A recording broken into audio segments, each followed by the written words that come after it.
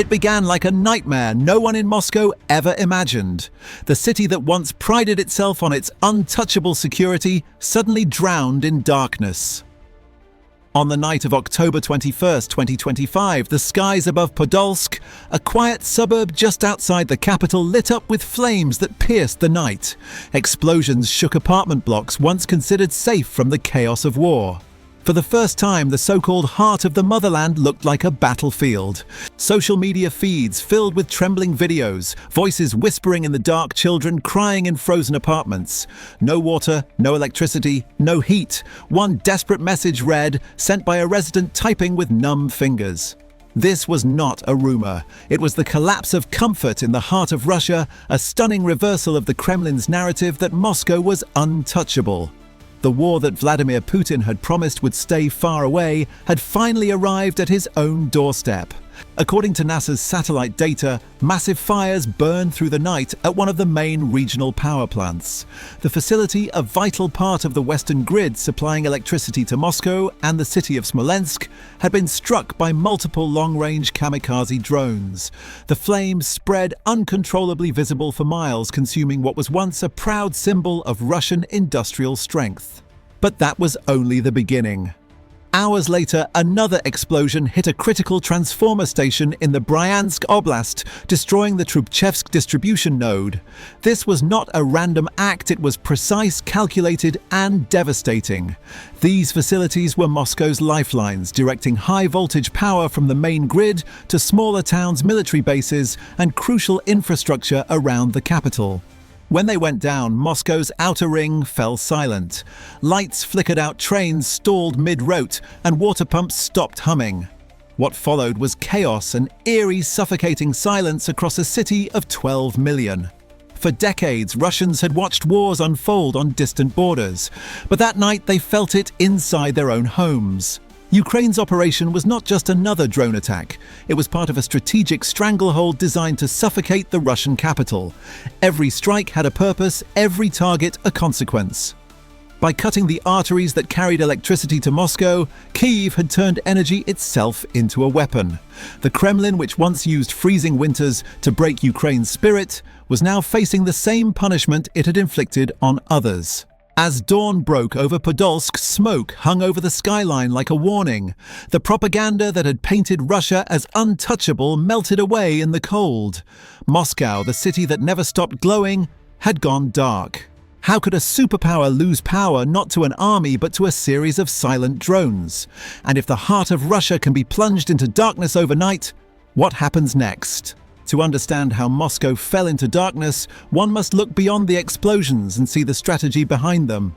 Ukraine's campaign was not improvised. It was a calculated operation months in the making, designed to expose and exploit the weakest points of Russia's vast but fragile energy system. Analysts later called it the Choke Moscow strategy, a two-layered assault aimed not at soldiers but at the arteries of a nation. The first layer began days earlier on October 18th, when Ukrainian drones flew more than 900 kilometers deep into Russian territory. Their target was the Veshkimer 500 kilovolt transformer station on the Vula River, one of the most critical energy junctions feeding the entire Moscow grid. Within minutes, the station was reduced to ashes. That single strike effectively cut off Moscow's main high-voltage line, the central artery of the capital's power supply. This attack triggered the second layer, the tactical phase of the operation. Once the main artery was severed, Ukraine focused on destroying the distribution nodes that acted as the city's capillaries. That is why Smolensk and Bryansk were hit next on October 21st.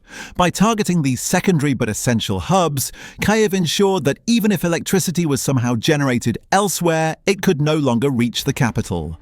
The siege was both physical and psychological, a demonstration that no fortress is invincible. Experts from Reuters and Defense News later pointed out that Ukraine's strikes revealed a key flaw in Russia's energy design: over-centralization. The system that once symbolized Soviet engineering strength had become its greatest vulnerability. Power was concentrated in a few massive hubs, meaning that losing just one or two could trigger a nationwide blackout. Ukraine turned this flaw into a weapon, systematically dismantling the grid from the inside out. As Russian engineers scrambled to reroute power, Kiev anticipated every move. When Russia tried to redirect electricity through western lines to bypass the destroyed Veshkimer station, Ukrainian drones struck again, cutting those lifelines in Smolensk and Bryansk. It was a masterclass in military precision, executed not with tanks or missiles, but with technology timing and intelligence. The result was catastrophic. The grid collapsed like a house of cards, leaving millions without light or heat. What had once been Russia's strength, its industrial might, had become its weakness. The country's energy empire, built over decades, was undone in a matter of hours by a swarm of drones guided by satellite data and real-time reconnaissance. This was not just a tactical success, it was a statement. Ukraine had proven that it could strike deep into the heart of Russia, bypassing every layer of defense. The once unthinkable had become reality. Moscow could be isolated, suffocated, and left powerless, not metaphorically, but literally. As the fires in Smolensk burned through the night, Moscow's silence grew heavier. The lights that once symbolized power and pride had been extinguished, and in that darkness the world began to realize the war had entered a new phase. If Ukraine could bring the capital to its knees without crossing its borders, what else might it be capable of? While missiles roared on distant battlefields, another weapon was silently reshaping the course of the war: electricity. In this new phase of conflict, it was not tanks or soldiers that determined victory, but the ability to control power grids, pipelines, and circuits. Ukraine had learned that in modern warfare, turning off the lights can be more devastating than dropping bombs. By late October 2025, Ukraine's strategy had evolved from direct strikes to systemic warfare, dismantling the very foundation of Russia's energy resilience. The Smolensk and Bryansk strikes were not isolated attacks. They were the culmination of a meticulous campaign that had been building since September. Ukrainian drones had probed, mapped, and tested the Russian grid for weeks, identifying weak links like a surgeon studying an X-ray before an operation. Reports from DW and BBC News confirm that the October 21st assault was the fifth major hit in a sequence that began in Belgorod. That city, long considered Russia's logistical heart for the war effort, was the first to experience a total blackout. The Luch power plant was struck twice on September 28th and again on October 6th, leaving more than 40,000 civilians without water or electricity for days. These early attacks were a chilling rehearsal for what was to come. Then, as autumn deepened, the offensive shifted south toward Rostov, home to Russia's southern military district headquarters. Here, Ukraine didn't target homes, it targeted command centers, rail hubs, and communication shelters. The message was unmistakable: we can reach your brain, not just your body.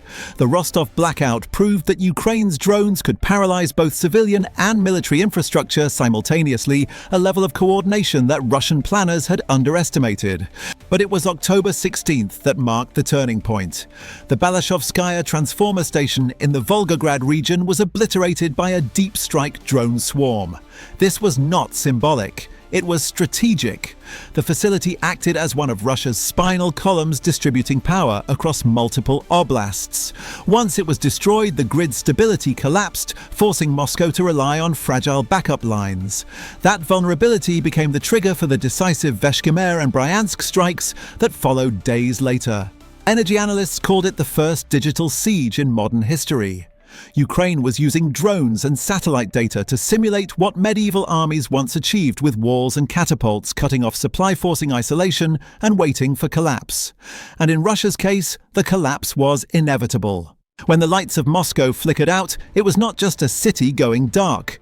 It was the fall of a myth, the myth that Russia's infrastructure was too vast, too strong, and too deeply buried to be touched. The capital that once fueled wars abroad was now gasping for energy at home. For years, Putin's regime had weaponized winter-cutting gas supplies to Europe, freezing Ukraine's cities and turning cold into a geopolitical threat. But in 2025, that weapon had been turned back on its creator. Ukraine didn't just mirror Russia's tactics, it perfected them. The silence in Moscow that night was not peace, it was defeat. And yet this was only the beginning. Beneath the surface of this blackout lay a deeper story, one of corruption, neglect, and a system rotting from within. The blackout that paralyzed Moscow was not caused by drones alone. Those strikes merely exposed what years of corruption and neglect had already built a fragile, crumbling empire of wires and pipelines. For decades, Russia's energy network had been treated not as a national asset, but as a political tool and a source of wealth for elites loyal to the Kremlin. According to Reuters and Al Jazeera, internal audits conducted long before the war showed that nearly 70% of Russia's civilian energy infrastructure consisted of outdated or decaying equipment. Power stations were operating on machinery from the Soviet era. Maintenance budgets were diverted into offshore accounts. Regional officials falsified reports to hide failures, all while boasting about record efficiency. When the first Ukrainian drones hit the system, didn't just break it, disintegrated. Vladimir Putin's decision to pour record funds into the military rather than infrastructure sealed this fate. In the new budget, defense spending exceeded 7% of GDP, the highest since the Cold War. But hidden in the footnotes of that same document was the real cost: a drastic cut in regional development and energy maintenance. The Kremlin had chosen tanks over Transformers missiles, over maintenance crews, and now ordinary Russians were paying the price. By October 25, images from Podolsk and New Moscow began circulating across social media luxury neighborhoods, blanketed in darkness, frozen water pipes bursting through marble floors. The propaganda of a strong Russia collided with the bitter reality of cold apartments and powerless homes. No water, no heat, no light, read one viral message from a resident of Podolsk, echoing across Telegram channels. The slogan became a symbol of the home front collapse. The breakdown followed a clear chain reaction. Once the Veshkimer substation was destroyed, Moscow's grid drew emergency power from weaker western lines. But when those were struck, voltage levels plummeted and transformers overloaded. Without electricity, boiler houses and pumping stations shut down. Water could no longer reach the upper floors. Heating stopped. Within hours, Moscow's modern infrastructure reverted to pre-industrial conditions, silent, frozen, and powerless. Independent Russian engineers interviewed by DW admitted that even if they had all the spare parts, full restoration could take months, not days. Many substations were built on designs no longer in production, and critical components had to be imported, something now impossible under sanctions. In short, Russia could not rebuild faster than Ukraine could destroy. This was not merely a technical failure, it was a political disaster. The Kremlin's social contract loyalty in exchange for stability had collapsed. For years, Moscow had lived in comfort while distant provinces bore the pain of war. But now the war had entered their own homes. The illusion of safety had melted in the cold. Inside the Kremlin, panic grew. Officials issued statements about temporary disruptions and technical issues, but no one believed them anymore.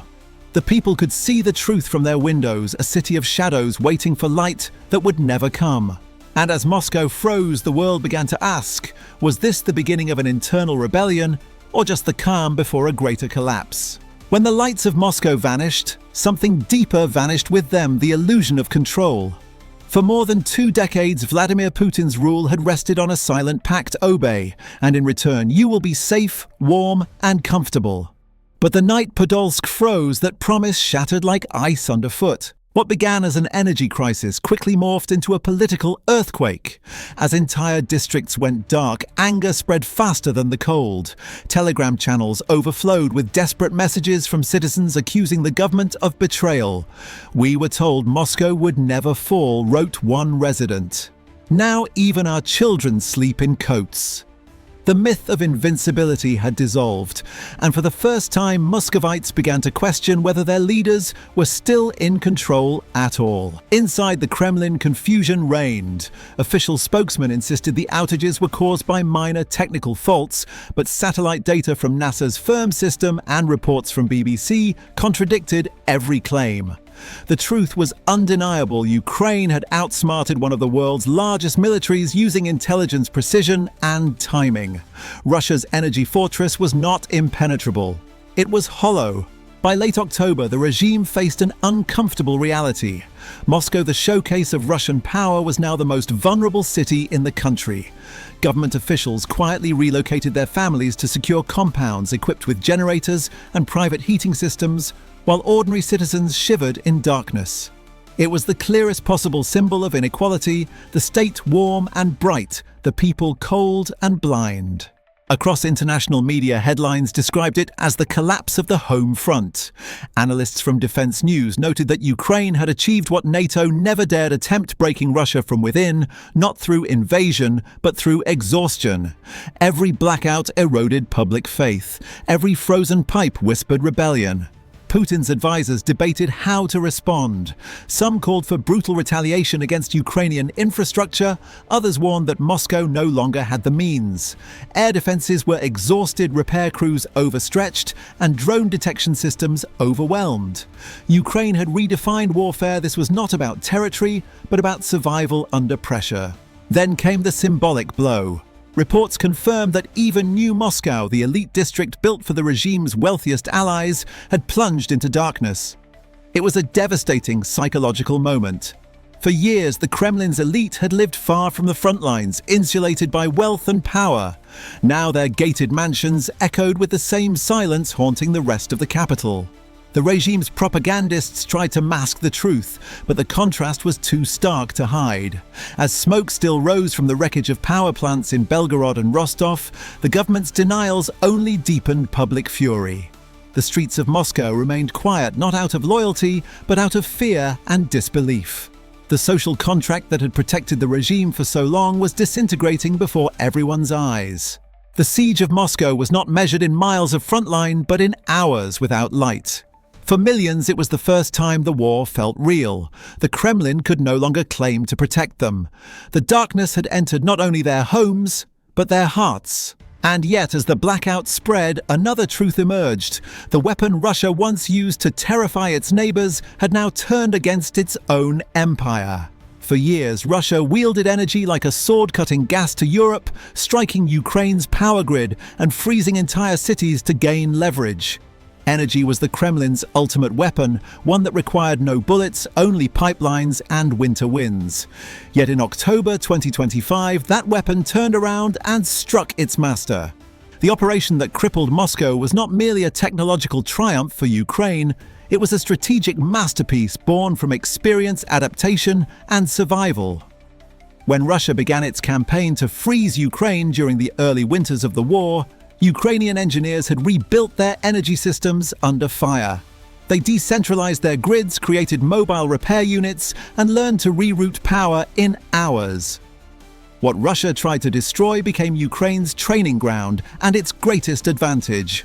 By contrast, Russia's system was rigid, centralized, and riddled with corruption.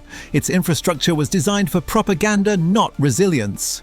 According to independent analyses cited by Reuters and DW, the Russian energy grid had become a monument to inefficiency. Massive substations were controlled by outdated Soviet-era software. Essential equipment relied on foreign imports, now blocked by sanctions. When the Ukrainian drones struck, there was no redundancy, no flexibility, and no way back. What made the situation even more devastating was the psychological blow. For the first time, Muscovites who once celebrated Russia's power now felt the cold their own government had inflicted on others. They had watched news of Ukrainian children sleeping in freezing shelters. Now their own apartments echoed with that same silence. It was not just a military defeat, it was moral retribution. As reports circulated of frozen pipes and powerless hospitals, anger began to simmer even among the elite. In Podolsk, footage of parents wrapping their infants in blankets under candlelight went viral across social media, accompanied by bitter comments like, "This is Putin's stability." The once iron loyalty of Moscow's citizens was cracking. The war that the Kremlin had exported had come home. Meanwhile, Ukraine's success reshaped global military thinking. Analysts from Defense News called it the first energy-based siege in modern warfare, an operation that defeated a superpower not through occupation, but through paralysis. Ukraine had weaponized efficiency, precision, and adaptability against a much larger adversary. Inside the Kremlin, the panic was palpable.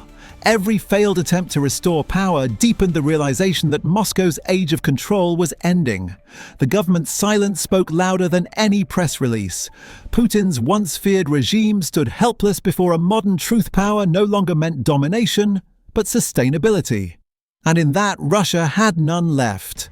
As the cold deepened, a chilling symbolism emerged. The blackout was not only physical, but political. It extinguished the illusion that Moscow was shielded from the consequences of its own war. The Choke Moscow operation, launched in September, peaking in October, had achieved more than any missile barrage ever could. It pierced the myth of invincibility and exposed a truth long denied: Russia's greatest enemy was not Ukraine, but its own decay.